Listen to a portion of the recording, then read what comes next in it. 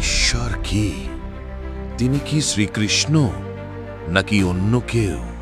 আমরা কৃষ্ণ রামচন্দ্র এই সকল তো আমরা তো কৃষ্ণ ভক্ত গৌরাঙ্গ মহাপ্রভুর আদর্শ নিয়ে চলি।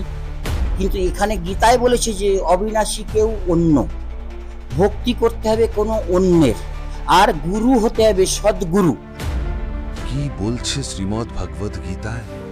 তমেব শরণং গচ্ছ সর্বভাবেন ভারত তৎপ্রসাদাৎ পরাম শান্তিম স্থানম প্রাপ্স্যসি শাশ্বতম।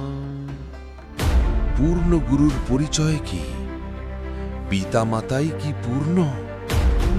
প্রমাণ তো আগে বাপ মায়ের পুজো করি।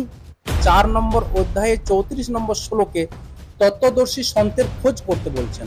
এই সমস্ত প্রশ্নের উত্তর প্রমাণ সহ জানতে এই আধ্যাত্মিক জ্ঞান চর্চাটি দেখুন শনিবার সকাল 11টায় কেবল এসএ নিউজ পশ্চিমবঙ্গ চ্যানেলে।